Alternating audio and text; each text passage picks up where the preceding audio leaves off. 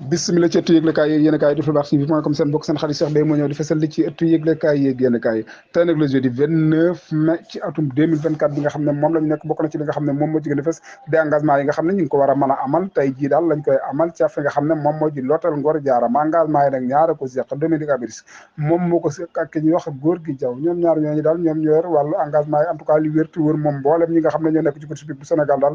yéex a génn programme bi nga xam ne mi ngi koy yéex a génn daal kenn na ko ci rafetluwul ndax daal nee nañ daal teel a engagement bi daal teel a bëgg programme bi génn niñ ci mën dawal mu ko defee mu daal di am benn ampleur waaye daal yéex gee génn gi daal vraiment daal jaaxal na mboolem ñi nga xam ne ñoom ñoo nekk ci course hippique bu Sénégal li waral loolee ka ko tardel daal moom moo di Dominique Abiris la waral mu tardel ko nag loolee daal la kenn xamul en tout cas li wér te wër moom bu njëkk daal CNG bi nga xam ne ñoom ñoo fi nekkoon ñi leen doon sànni xeer di leen ŋàññi ñoom daal ñoom gisoon nañ ne programme bi daanañ ko teel a génnee en tout cas moom waxoon nañ ne CNG boobu daraa ci doxul waaye daal nemmee ko ci nañ programme bi daal moom moo ëpp puissance que programme yi ñii nga xam ne tey ñoom ñoo fi nekk ñoom am na moment boo xam daal lañ engagé vendredi bala guddigee jot programme bi ñëpp daal di ciy jot ñii nag jeudi la ñu engagé léeg-léeg nga toog vendredi samedi ba ca ngoon nga door koo jot ndax loolee neexati en tout cas moom neexul benn yoon léeg-léeg sax nga gis ko roñu roñi ñëw ba ci course bi du xam fas yi nga xam ne sax ñoom ñoo engagé ñaata partant lañ wala boog da koy dégg dong ndax yéex gee génn gi muy yéex a génn CNG bu course hippique ñu ngi leen di dénoncé ñu ngi leen di wax ne programme boobee nga xam ne mi ngi yéex a génn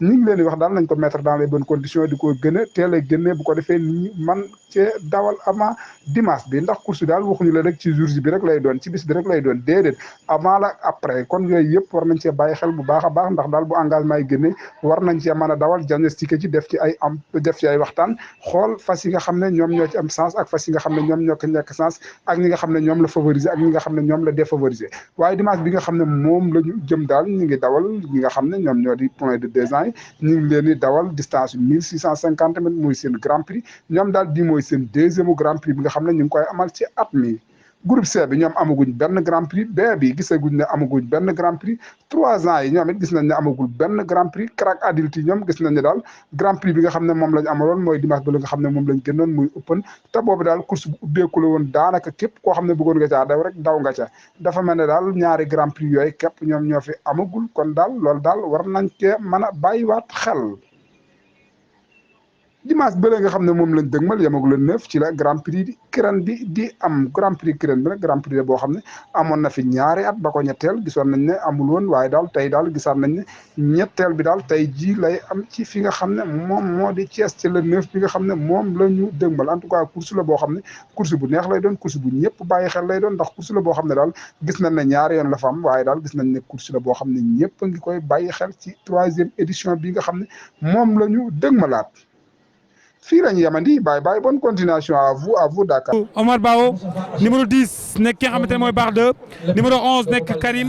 numéro 13 gars yi jóg nañu numéro 12 nekk ki nga xamante ne mooy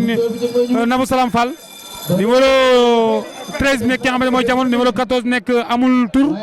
numéro 15 nekk ki nga xamante ne mooy Moulay numéro 16 bi nekk ki nga xamante ne mooy Misias ñu nekk 16 partant la ilaha illallah ay waay lii mbaa jàmm la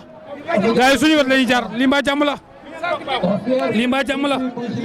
gars yi ñu ngi noonu jug nañu sëñ Modou gars yi jug nañu bi moo nekk niveau groupe 2 bi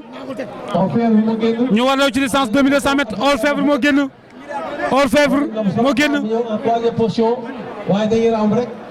Nabou Salam Fall mi ngi 3e position 2200 mètres gars yi ñu ngi def njaabum golo waaw ma Diop groupe 2 bi ñooy dawee nii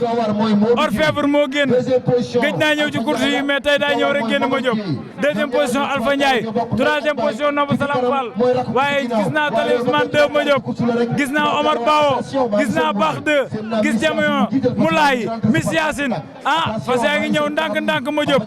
sëñ Modou ñoom def nañu benn groupe ci ginnaaw waaye ki nga xamante ni mooy Orfèvre moo génn Moulay moo nekk 2e position Alpha Ndiaye moo nekk 2e position Moulay mi ngi ci biir gars yi des def nañu benn tànk ci biir def nañu tànk boo am solo ci 3e position bi tànk boobu nag ñooy mujjee ñëw sëñ Modou. ma yóbbu ki nekk 4e. gars yi ñëw ci kaw gars yi. ki nekk 4e position mooy Nabou Salam Fall mais Alpha Ndiaye ak Orfèvre ñi ngi dem Alpha Ndiaye ngi dawoon gars yaa ngi jaar ci rëbb aras moytu leen triple arras bi ma jóg. gars yi ñu ngi noonu. gars yi ñu ngi noonu. ñu ngi noonu Alpha Ndiaye génn na. Alpha génn na may gars yi dal leen ci kawam. sëñ Modou Alpha génn waaye gars yi dal leen ci kawam. waaw ma jóg gars yi triple arras bi la ñuy moytu ndax fas yi fii la ñuy jaar ma jóg Alpha Ndiaye buñ ko seetaanee nii mën naa raw waaye dawal nañu amul tur. dawal nañ gàllaaj jamono ñëw na dawal nañ maaleen dawal baax de dawal Messi Yacine dawal Nabou Salam Fall mais ma ñëw Alpha Ndiaye génn na te booñ maytul mu yokk distance bi ba léegi Alpha Ndiaye rek ci kanam moom ma jiyee ko dawal nañ jamono dawal nañ ko ci aras bi dawal nañu jamono ci aras bi mais Alpha Ndiaye bañ na baax de moo ñëw triple aras ma jóg baax de jamono ak jamono ñi ngi ci péage bi waaye Alpha Ndiaye bañ na ba léegi baax génn baax ñëw na troisième position jamono moo ñëw troisième position baax de moo ñëw troisième position baax jamono moo génn mais baax de moo ñëw troisième position jamono c'est la favori ma jóg dëgg la jamono mooy favori bi course bi nii rek la mënoon a demee tey ma jóg jamono bu génnee da leen di jox distance jamono Alpha Ndiaye Alpha Ndiaye mi ngi deuxième position Alpha ngi deuxième position ñu ngi doon ci 200 mètres bu ñëwee day tekki loolu nekk groupe 2 bi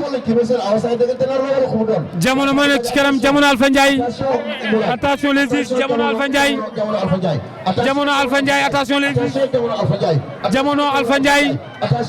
première jamono deuxième Alpha Ndiaye troisième numéro 2 bi nekk ki nga xamante ni mooy